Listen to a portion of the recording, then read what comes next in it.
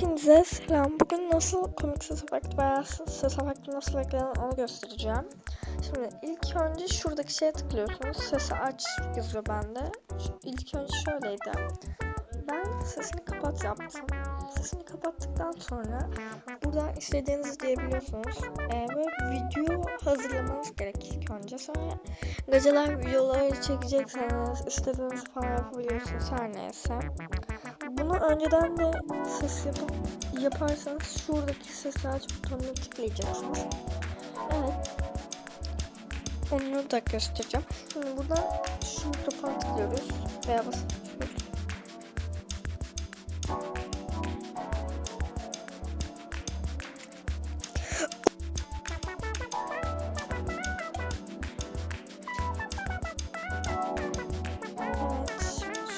Şuradaki şeye tıklıyorsunuz. Ondan sonra şuradaki ses efektleri var. Ona tıklayın. Şimdi buradan istediğinizi seçebiliyorsunuz. Ben şöyle sesi açıp hepsine bakayım. Uçuyorum. Uçuyorum. Uçuyorum. Evet, bizim Tremble. Uçuyorum. Tremble, şuradaki Tremble. Tremble. Uçuyorum. Tabii şöyle aşağı inmeniz gerekiyor. Tremble. Bunu kapatıp da isterseniz ses karakterlerine gelip şuradan istediğinizi seçebilirsiniz. Uçuyorum. Bunu da deneyeceğim. Ben de bu yok ama denemek istiyorum nedense.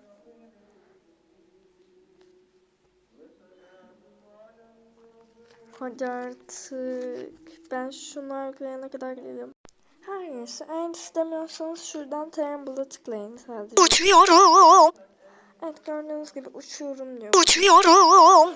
Evet, bu kadardı. Burada isterseniz şunu tıklayın. Ben bunu tıklamayacağım. Peki ben diyelim ki ses koymadım. Sesi aç diyorum. Şimdi şurada bakayım hangisiydi? Düzenleydi herhalde. Düzenleden, evet, düzenleden ses efektleri var. Ona tıklıyoruz.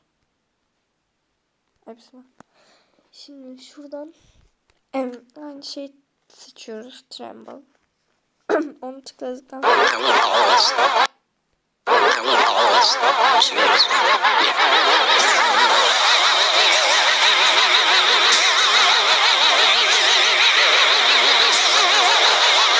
bakın böyle oluyor ama ben şöyle. Ondan sonra şuradaki simgeye tıklıyorsunuz ve bitiriyorsunuz. Bu kadar da görüşürüz.